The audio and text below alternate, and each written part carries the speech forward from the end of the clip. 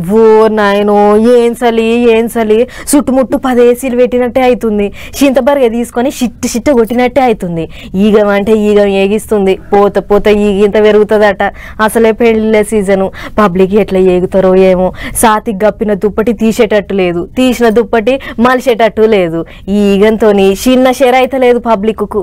చలికి గప్పిన దుప్పటి తీసేటట్టు లేదు, తీసిన దుప్పటి మలిసేటట్టు లేదు. ఏహే ఎక్కడిది చలికి ఒళ్ళంతా ఈడ్లు అంటుంది జనాలకు. పొద్దుగా లేచి తానాలు చేయాలంటే పానం మీదకి వస్తుంది పబ్లిక్ కు. ఇది చల్లగా ఉంటుంది, ఇబ్బందిగా దేవుని కొరకు కష్టపడు అంతేగాని చలి బాగుంది.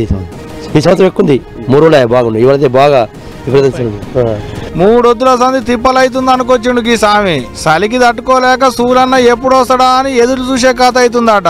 ఒంట చొరబడిన చలి తగ్గేడు దానిక ఎండ పొడకు నిలబడి పెయ్యి గదం చేసుకుంటూ ఇబ్బంది అవుతుంది. ఎండలో వచ్చి నిలబడడం జరుగుతుంది. ఎందుకంటే చలి తట్టుకోలేకపోతున్నాం కదా.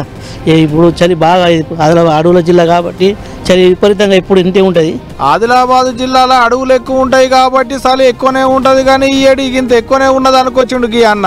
ఇట్లాకి చలితోని పొద్దుగాల పనులకు పోయేటోళ్ళు, దుకాణాలు నడిపించుకునేటోళ్ళు, షాయి కొట్లు పెట్టుకున్నోళ్ళు, బల్లెకు పోయేటి పొల్లగాళ్ళు మస్తు తిప్పల పడుతున్నారు. ఇక ఈ ఈగానికి తట్టుకోలేక ఏడి కాడ అంత పొద్దెక్కిన దానిక చలి మంటలు వేసుకొని చలి కాగుతున్నారు పబ్లిక్. 10 దానిక గమ్మిన పొగ మంచు పోనే పోవట్లేదు. రోడ్ల మీద పోయేటోళ్లకు బండ్లు దగ్గరికి వచ్చిన దానిక కానట్లేదు. అడవులలో ఉండేటి జాగల్లో ఈగింత ఎక్కువనే ఉన్నది చలి. ఈ ఈగానికి పాడేరు అడవుల చుట్టూ ఉండేటి ఊళ్ళల్లో పబ్లిక్ పడుతున్న తిప్పలైతే ఇక చెప్పతనం లేదనుకో రాదు.